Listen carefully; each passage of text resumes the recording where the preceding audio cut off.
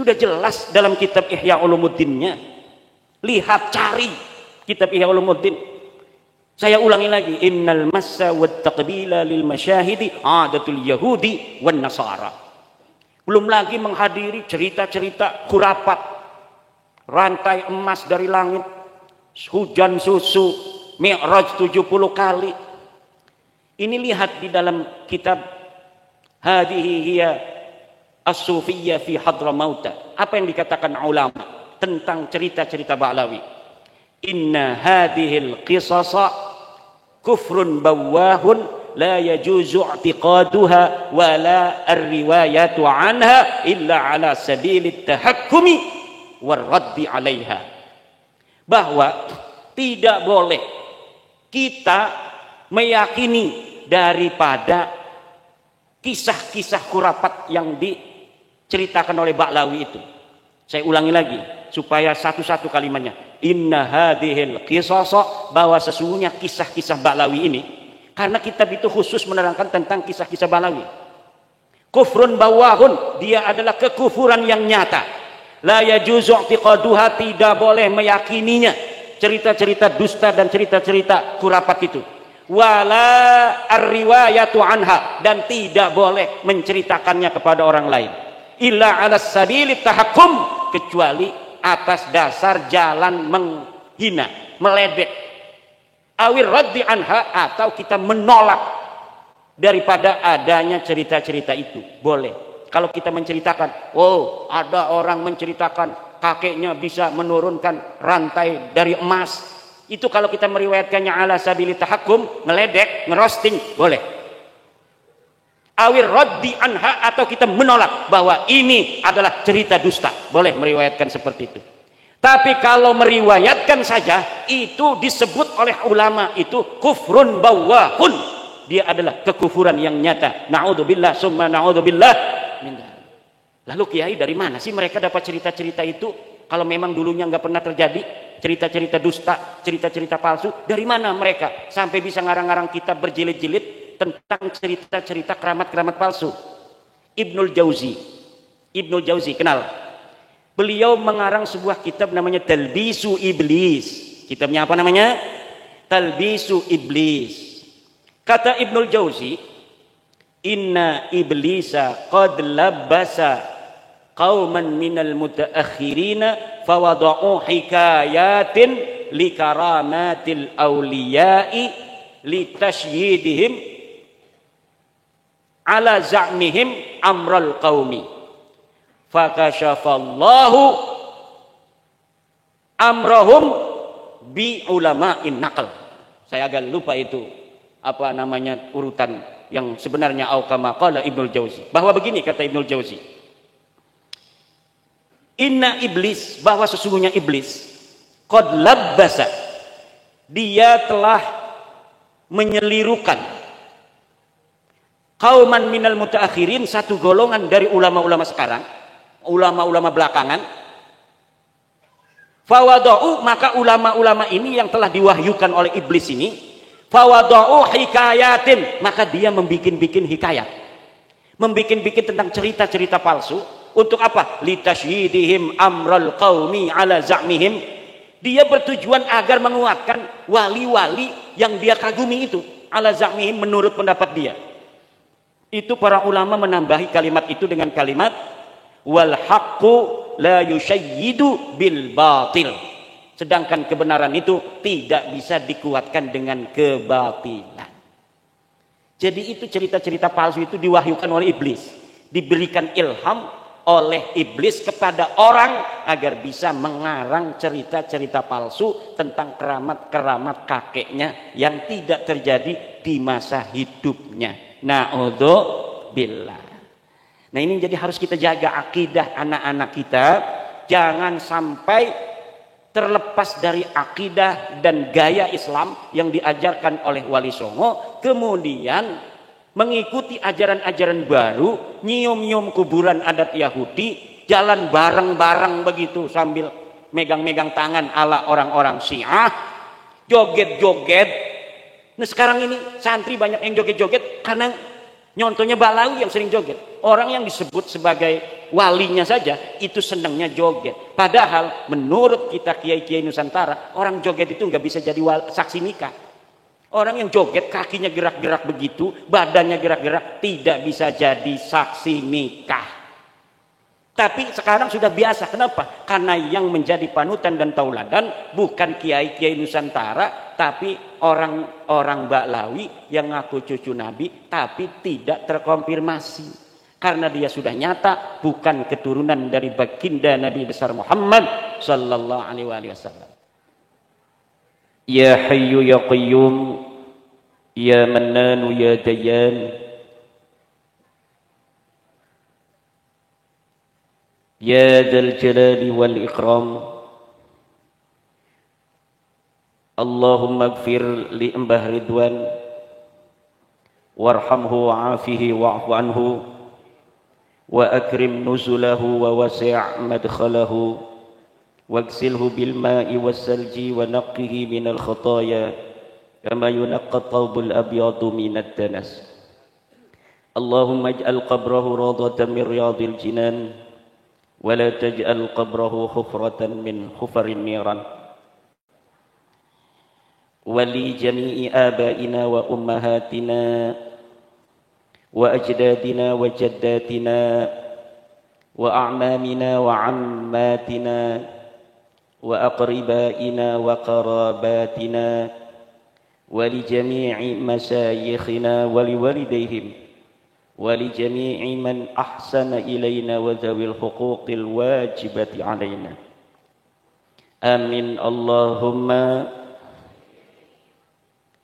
أما بعد فيا أصحاب الفضائل حضرات المكرمين, para alim, para ulama, para kiai, wabil khusus sahibil fadilah panjenenganipun Mbah Mufid sakeluarga, semoga senantiasa diberikan kesehatan dan keberkahan oleh Allah. Juga para kesepuhan, para kiai Klaten, Kiai Zainal, Kiai Nawawi, dan kiai-kiai yang lain yang tidak dapat saya sebutkan satu persatu, tidak mengurangi rasa hormat saya. Yang saya hormati Tubagus Mogi Nur Fadil Satya Tirtayasa, Ketua Perjuangan Wali Songo Indonesia Pusat, Mbah Ukit, dan para banyak rizki anak-anaknya, mudah-mudahan dijadikan anak saleh dan salehah yang ditinggikan derajatnya oleh Allah, jadi pemimpin-pemimpin bangsa, pemimpin-pemimpin negara, pemimpin-pemimpin agama yang akan menjadikan umat manusia kini dan yang akan datang dalam keridhaan Allah Subhanahu wa taala. Dalam suasana yang penuh dengan kesyahduan, malam hari ini kita kumpul dalam rangka haul Mbah Ridwan, kakenda daripada Mbah Mufid. Kita berdoa semoga Mbah Ridwan Allah angkat derajatnya di sisinya.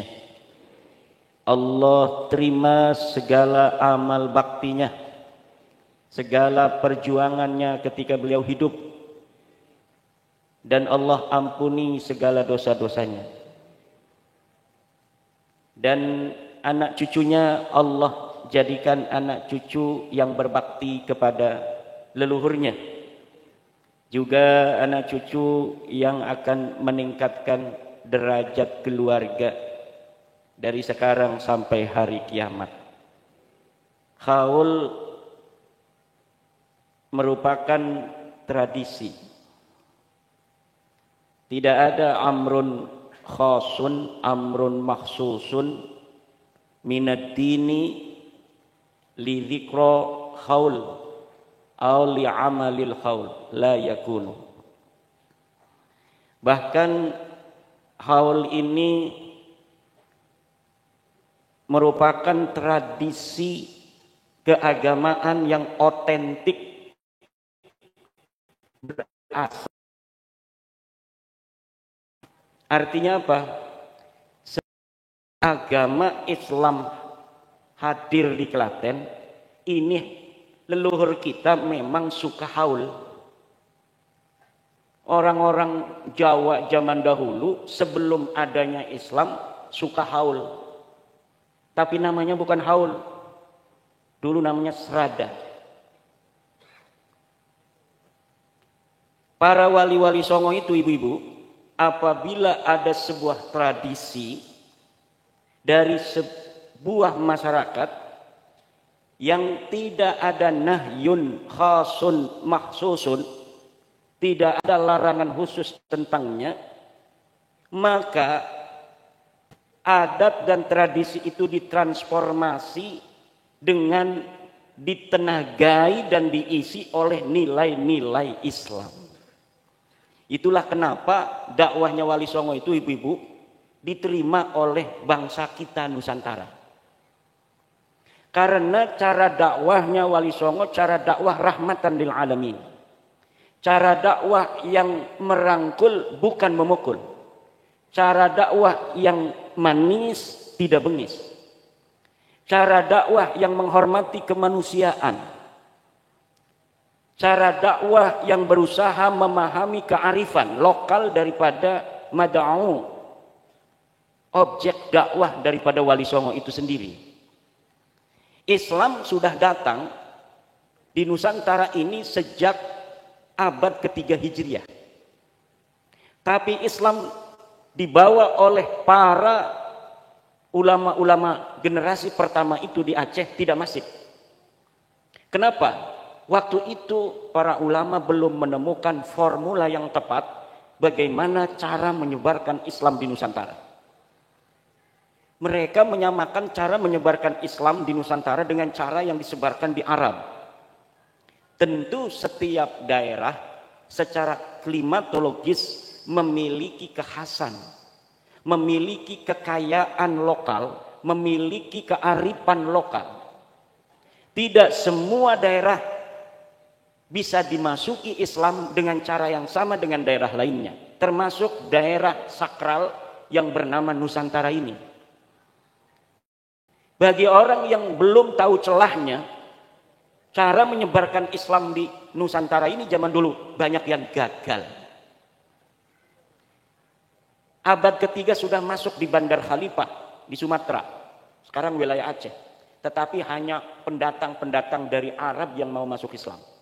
Pendatang-pendatang yang dia berdagang dalam agama masa lalunya, misalnya dari Afghanistan, dari Bangladesh, dari Perindapan India, datang ini dari Bani Qatadah, dari Mekah, keturunan Nabi dari Bani Qatadah, menyebarkan Islam. Mereka mau menerima pendatang ini, tapi orang asli Nusantara, orang Aceh, belum mau memeluk agama Islam. Tercatat agama Islam sudah dipeluk di Aceh baru pada abad ke-8 Hijriah. Dari mana diketahuinya? Dari pelancong disebut oleh orang Arab Jawa. Itu secara sosial antropologi. Tapi secara geografi orang Arab memanggilnya daerah kita ini Arkhabil. Orang Portugis memanggil kita ini Archipelago. Kita sendiri senang memanggilnya Nusantara. Dalam tradisi sosiologis antropologis, itu istilah Jawi, itu sampai masa Syekh Nawawi Tanara Al-Bantani, sampai masa Syekh Ahmad Al-Fattani di abad 19, itu orang Thailand masih disebut Al-Jawi Al-Fattani. Kalau Syekh Nawawi disebut Al-Jawi Al-Bantani.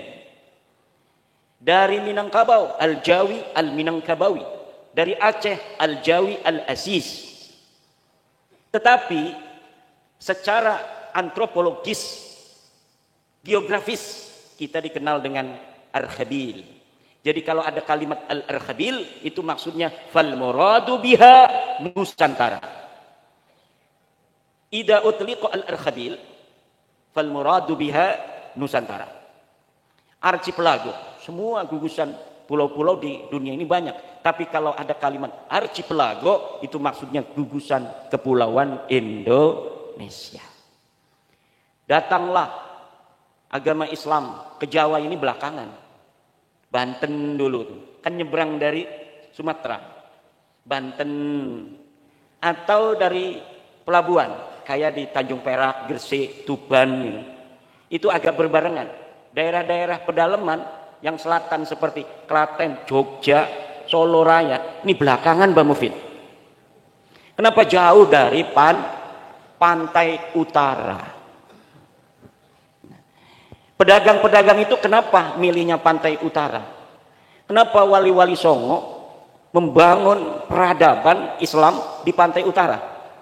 Karena relatif lautnya tidak terlalu galak. Mereka itu tidak seperti kita orang Nusantara yang leluhurnya adalah pelaut. Leluhur kita, nenek moyang kita adalah seorang pelaut. Kita bukan hanya bisa menundukkan utara, kita juga bisa menundukkan selatan. Makanya di Cilacap di selatan itu ada pelabuhan.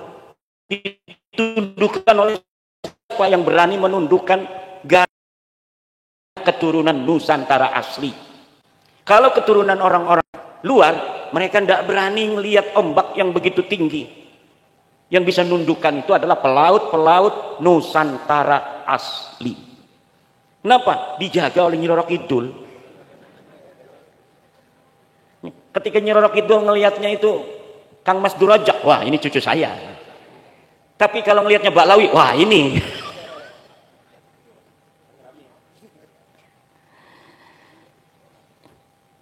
Jadi Islam yang sekarang hari ini ada di Klaten, ada di Seragen, ada di Karanganyar, ada di Boyolali, ada di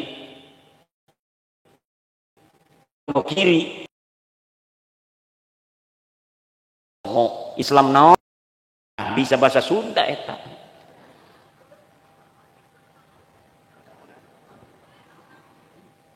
Kenapa kemudian orang Klaten mau menerima Islam? Karena para wali Songo mengedepankan hati di dalam bagaimana menyampaikan dakwah Islam. Ketika dakwah itu disampaikan dengan cinta, maka akan dibalas dengan cinta. Ketika dakwah itu disampaikan dengan kearifan, maka akan diterima dengan kearifan. Dan inilah yang dilakukan oleh Wali Songo. Maka pada abad ke-14, menurut Profesor Dr. Agus Sunyoto, hanya dalam waktu 40 tahun para Wali Songo berhasil menyebarkan Islam bukan hanya di daerah pantai utara, tapi sampai ke dalam, sampai ke ujung pantai selatan, semuanya masuk Islam hanya dalam tempo singkat 40 tahun. Coba. Jadi maka tidaklah terlalu berlebihan jika dikatakan bahwa penyebar agama Islam di Indonesia ini Wali Songo. Bukan menafikan para da'i, para duat yang menyebarkan sebelumnya yang belum berhasil itu. Tetapi ketika kita ingin mengatakan siapa yang berhasil menyebarkan agama Islam nasib oleh mayoritas masyarakat Nusantara, jawabannya menurut penelitian Profesor Dr. Agus Sunyoto hanyalah wali. Jadi haul ini seperti ini di Serada sudah ada di zaman sebelum Islam. Wali Songo melihat ini orang Jawa ngapain katanya kumpul-kumpul begini. Oh, lagi mengenang 1 tahun wafatnya orang tua kami. Rapat ini para Wali Songo. Coba Sunan Giri biasanya dengan Sunan Gunung Jati yang ahli fikih, kaji secara ilmu fikih, ayatnya, hadisnya. Kalau kita transformasikan dengan nilai-nilai Islam, apakah bertentangan atau tidak? Dikaji tidak. Tidak ada nahyun maksusun minad din tentang adanya berdoa setiap 1 tahun sekali untuk orang-orang tua kita yang sudah meninggal dunia. Bahkan ajza daripada haul itu, bagian-bagian semuanya adalah merupakan ibadah yang mustahabbah. Coba kalau kita ajza daripada haul. Haul ini al-kul. Setiap kul lahu ajza. Ajzanya apa? Baca Yasin, baca Fatihah. Tadi ada apa namanya itu? Bacaan apa tadi? Marhaba ya. Hijib rifai. Bukan hijib rifai, ratib rifainya. Kemudian ada baca qori, ada ceramah agama. Semuanya ini adalah mustahab. Ada perintahnya. Baca Quran ada perintahnya. Iqra'ul Quran. Iqra'u ma tayassara minal Quran. Nanti sedekah Mbak Mufid. Tuh, sedekah tuh udah habis tuh. Acara belum selesai, gimana urusannya ini? Makanan udah habis, acara belum selesai. Gimana urusannya, Mbah? Nah, ini namanya apa? Sedekah. Semuanya ada nilai pahala. Kemudian menyampaikan daripada perjalanan hidup yang bisa ditauladani dari seorang Mbah Ridwan, seorang pejuang sabilillah zaman dahulu kala. Itu juga dzikra, apa namanya, dzikrus salihina kafaratun lidzunub. Menyebut orang-orang baik itu adalah melebur dosa. Semuanya, tidak ada yang tidak baik. Ajzaul haul itu. Dan haul yang cara-caranya benar seperti ini, cara wali songo, ya begini. Ibu-ibu duduk di depan masjid atau di rumahnya sohibul haul, bukan di makam.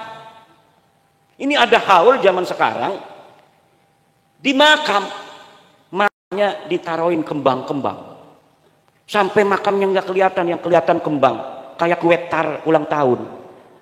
Ditaruhin payungnya juga ditaruhin kembang-kembang lagi. Lalu duduk ngelingker kayak orang nunggu berkat, ini kue tar kapan dibagi gitu. Lah ini laisa min adatina. Laisa min adatina. Tidak merupakan bagian daripada ajaran Wali Songo. Ajaran Wali Songo kita ziarah, tapi kita tidak tazyinul qabri wa taqdisuh. Tidak menghias kuburan, kita juga tidak mensucikan kuburan. Tidak menganggap dia ini seperti apa namanya Hajar Aswad sampai misalnya diciumin. Na'udzu, ini ajaran Yahudi, ini ajaran Nasrani. Kimat jangan gegabah. Banyak tuh katanya pakai jubah-jubah nyiumin kuburan. Jangan ngomong ajaran Yahudi, ajaran Nasrani. Ada dalilnya enggak? Dalil di Al-Quran enggak ada. Dalil dari hadis enggak ada. Tapi lihat dalam kitab Ihya Ulumuddin.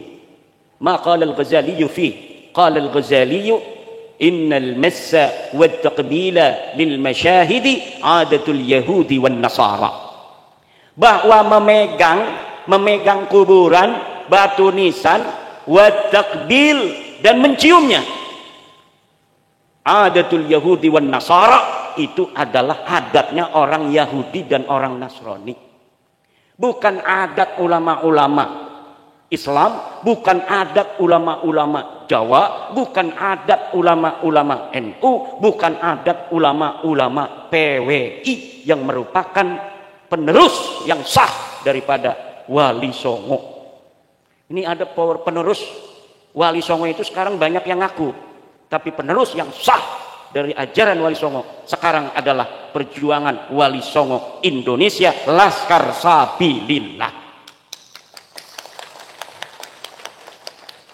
Sudah jelas dikatakan oleh Imam Ghazali.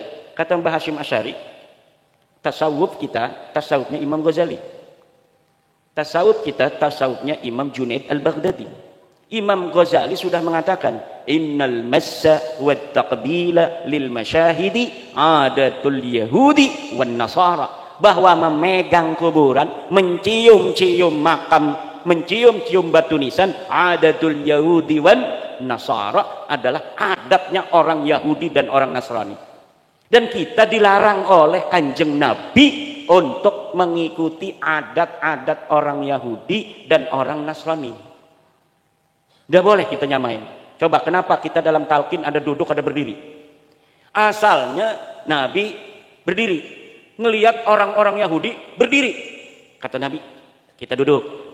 Ngelihat Nabi duduk, orang Yahudinya duduk, Nabi berdiri lagi. Makanya sekarang ada, kalau yang baca duduk, yang lain suruh berdiri. Itu asalnya saking tidak bolehnya kita ikut-ikut Yahudi. khaliful musyrikin. Berbedalah kamu dengan orang-orang musyrik. Khaliful yahuda wan nasara. Berbedalah kamu dengan orang Yahudi dan orang Nasrani. Man tashabbaha biqaumin fahuwa minhum, kata Rasulullah. Siapa orang yang menyerupai satu kaum, fahuwa minhum, maka dia adalah merupakan bagian dari kaum itu. Makanya saya dimarahin sama anak-anak saya yang kecil-kecil itu. Sekarang di sekolah dasar itu pada ulang tahunan. Jadi ulang tahunan di sekolah. Jadi kalau ada yang ulang tahun, ibunya bawa-bawa kado. Nanti anak-anak itu yang lain dikasih kunir itu, nasi kunir yang kuning. Nah, anak saya pengen diulang tahunin juga. Kata saya, ulang tahun itu min adatil yahudi wan nasara. Kata ada teman saya, itu maulid juga kan tidak ada di zaman nabinya. Beda, bos.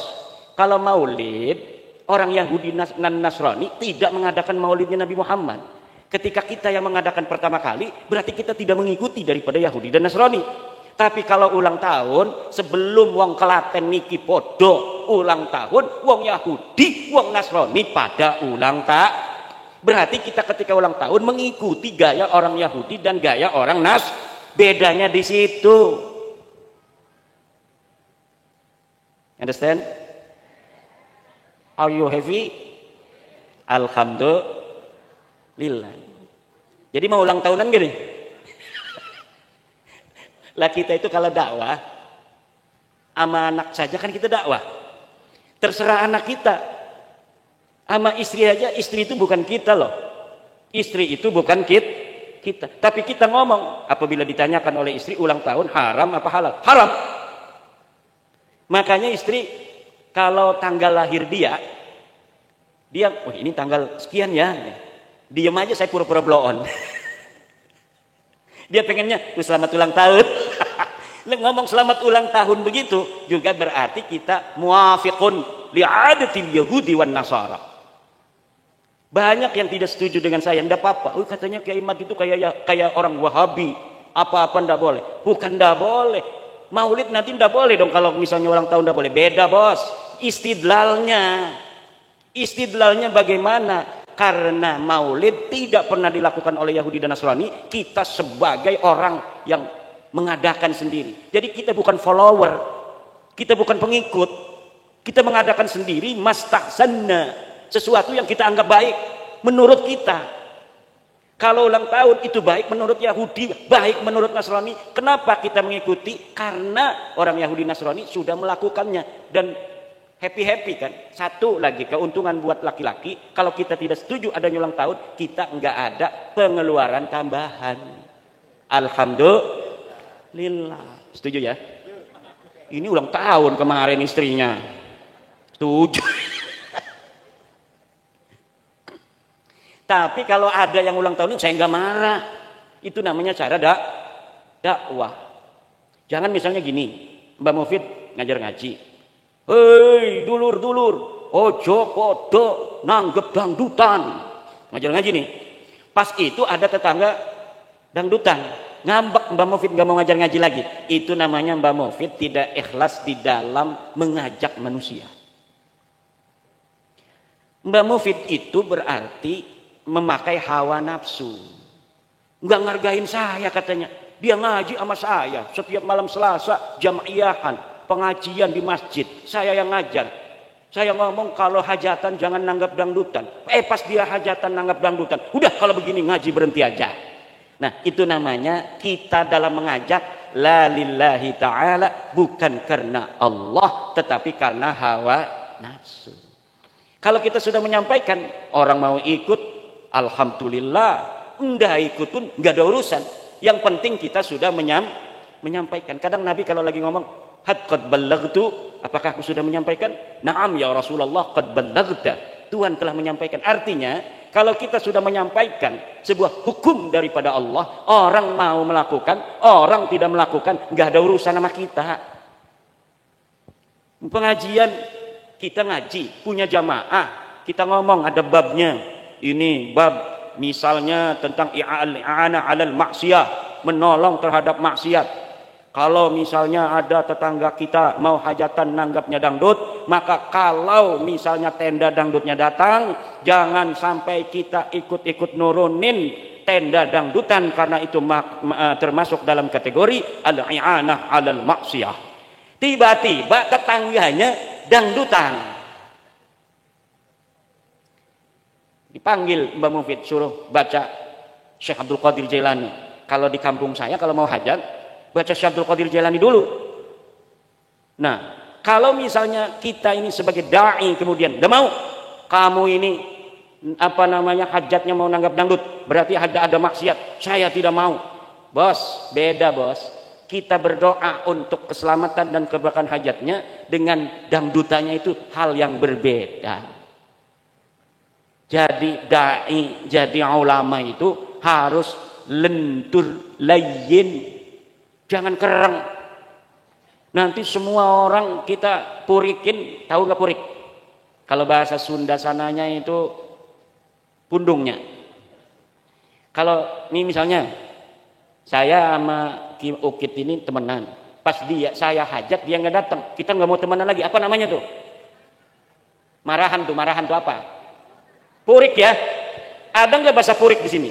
Ada tuh. Purik tuh sama dengan bahasa kresek.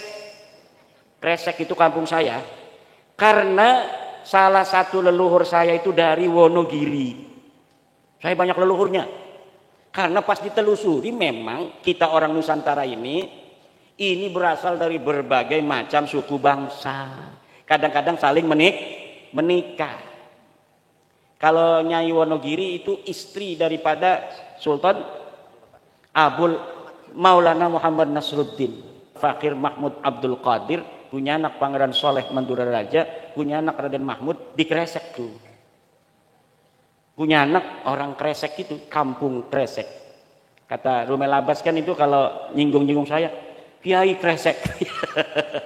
Supaya tidak kelihatan orang Bantennya. Padahal Kresek itu ida utli kok Kresek, fal Banten niyuna ya'rifun. Kalau disebutin nama Kresek, orang Banten semuanya kenal. Siapa daerah Kresek itu? Man kharaja min Kresek. Siapa orang yang keluar dari masa lalu dari Kresek? Syekh Nawawi Tenar al-Bantani, itu bapaknya Syekh Umar, itu ngajinya ya di Kresek itu. Namanya Syekh Syarif bin Ratu Antimah bin Syekh Alim bin Syekh Abdullah bin Syekh Ibrahim bin Syekh Hasan Basri bin Raden Mahmud bin Pangeran Soleh Mandura Raja bin Sultan Abul Mafakhir Mahmud Abdul Qadir. Nah itu gurunya daripada Syekh Umar. Syekh Nawawi At-Tanar al-Bantani adalah anak daripada Syekh Umar. Jadi bapak-bapak, ibu-ibu, ada bapak-bapak di sini satu. Itu Indonesia ini tidak dianggap sebelah mata oleh dunia. Kenapa? Dalam sisi Islam kita punya Syekh Nawawi At-Tanar al-Bantani, kita punya Syekh Mahfud At-Turmusi, ulama dunia semua. Termas itu, beliau lulusan Termas ya. Ini terkenal seantero dunia.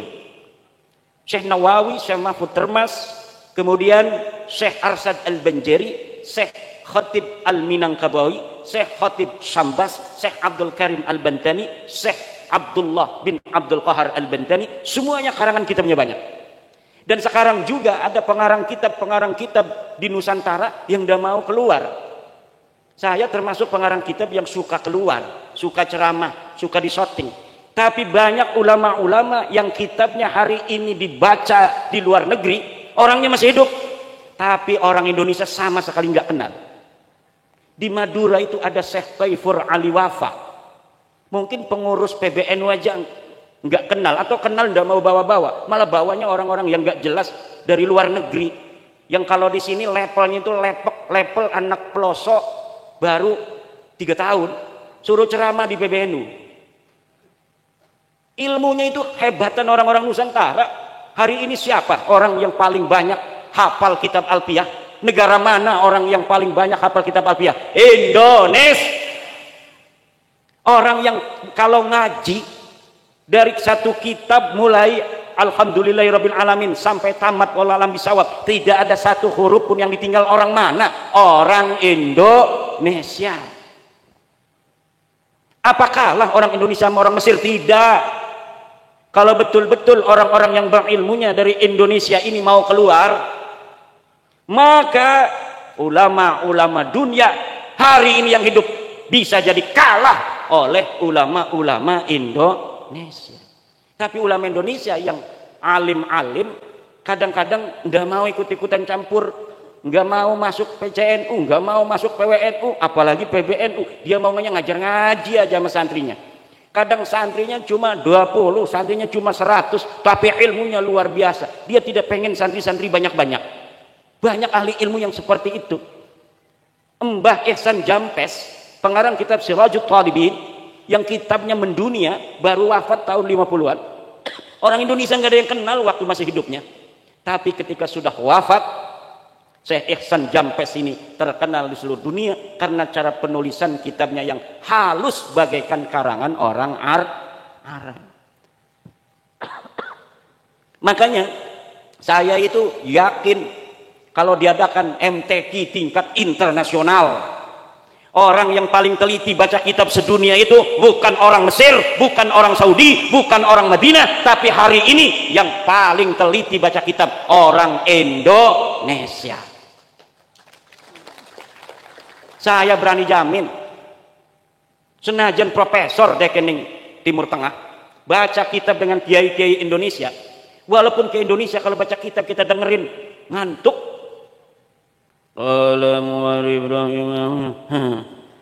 Wis ngucap sapa Kiai Musoni, jaa Zaidun raqiban wis teka.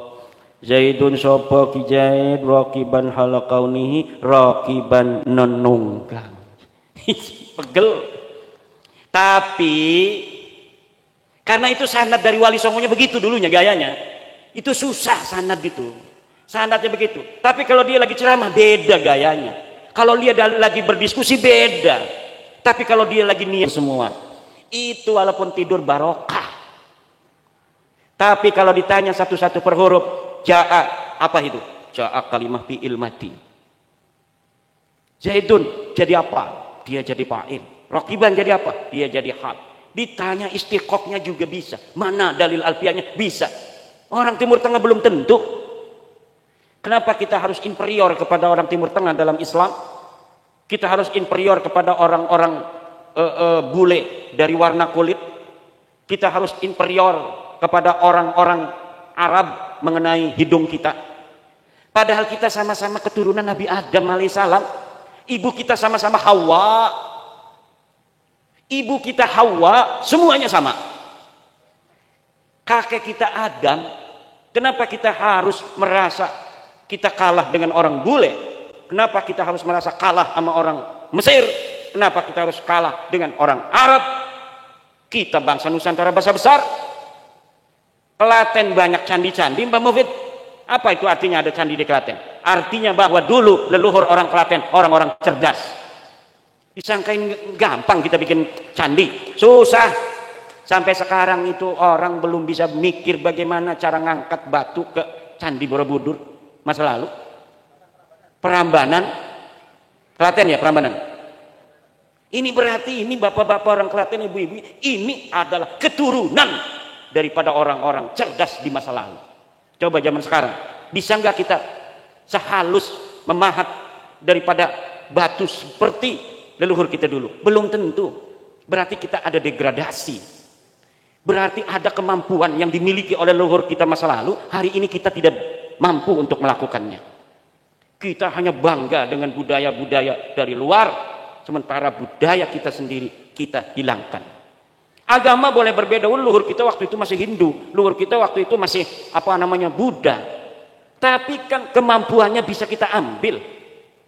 Kita bisa bikin masjid kayak Prambanan. Kalau kita hari ini masih bisa memahat seperti leluhur kita dulu. Kenapa masjidnya begini nih? Nggak keren, nggak ada batu-batu yang bertumpuk-tumpuk. Karena kemampuan kita jauh dari leluhur kita. Kenapa bisa kemampuan orang Nusantara hari ini terdegradasi? Karena kita dijauhkan, dipotong hubungan kita dengan leluhur kita. Dianggapnya kita ini ujug-ujug lahir jadi Islam. Sebelumnya tidak ada leluhur kita di Nusantara. Kita ini keturunan para raja-raja di tanah Jawa. Minimal tukang batu Prambanan itu leluhur kita. Minimal itu. Cerdasnya luar biasa. Arsitektur dunia melihat Prambanan terkagum-kagum. Orang sini lahir sampai lulus SMA ada yang belum pernah ke Prambanan. Betul? Saya ke Prambanan berkali-kali bawa santri ke Borobudur. Orang sini nggak pernah naik Borobudur, nggak pernah naik Prambanan, cuma jualan bakpia tuh di pinggir jalan. Betul? Berarti cerdasan ibu-ibu. Dapat duit, kita dapat capeknya. Bulan puasa saya pernah naik ke Borobudur karena saya nganter anak saya pesantren di Gresik. Pulang-pulang, mampir dulu ke Borobudur. Kalau saya kan nggak puasa, musafir. Tapi saya bawa teman, Ustadz. Kata saya, musafir nggak apa-apa, nggak puasa juga. Saya mah kuat katanya. Dia tetap puasa terus. 2 hari. Pas saya ajak naik ke Borobudur, di atas itu saya minum aqua. Mau buka? Enggak, saya kuat. Semakin siang semakin panas. Turun-turun ada dawet. Dia di belakang saya kan, saya sama istri. Dawet kata saya. Dia diam aja. Mau? Apa itu? Dawet. Ya udah satu lagi gitu ya. Kita ini agama suruh puasa betul. Tapi ada hal-hal di mana kita boleh meninggalkan kewajiban itu dengan adanya udzur. Misalnya kalau kita sedang bepergian atau ada mane', misalnya ibu-ibu sedang haid, nggak apa-apa, nggak puasa, bahkan nggak boleh itu. Ya. Tapi nanti kalau sudah bulan Syawal, sambil puasa sunnah Syawal 6 hari, sambil kita qadha. Kalau kita nggak qadha dalam 1 tahun, ingat tahun berikutnya harus ditambah 1 mud itu nasi itu beras. Nah, ini bapak-bapak ibu-ibu yang ingin saya terangkan pada kesempatan malam hari ini mengenai adanya budaya-budaya yang dikira ini budaya kita, seperti megang kuburan, nyium makam, padahal itu bukan budaya kita. Bahkan itu budaya kafir, budaya Yahudi dan Nasrani. Maka jaga anak kita jangan sampai ikut nih golongan orang-orang yang suka nyiumin kuburan. Durhaka. Kita biarkan anak kita, keluarga kita, istri kita mengikuti kabib-kabib yang suka nyium makam itu, berarti kita membiarkan anak keluarga kita untuk mengikuti cara Yahudi dan cara Nasrani. Sudah jelas dalam kitab Ihya Ulumuddinnya. Lihat, cari kitab Ihya Ulumuddin. Saya ulangi lagi, innal massa wat taqbila lil masyahidi adatul yahudi wan nasara. Belum lagi menghadiri cerita-cerita khurafat, rantai emas dari langit, hujan susu, mi'raj 70 kali. Ini lihat di dalam kitab Hadhihi hiya as-sufiyyah fi hadramauta. Apa yang dikatakan ulama tentang cerita-cerita Ba'lawi? Inna hadhil qisasa kufrun bawahun la yajuzu i'tiqaduha wa la ar-riwayatu anha illa ala sabilit tahakkumi war raddi 'alaiha. Bahwa tidak boleh kita meyakini daripada kisah-kisah khurafat yang diceritakan oleh Ba'lawi itu.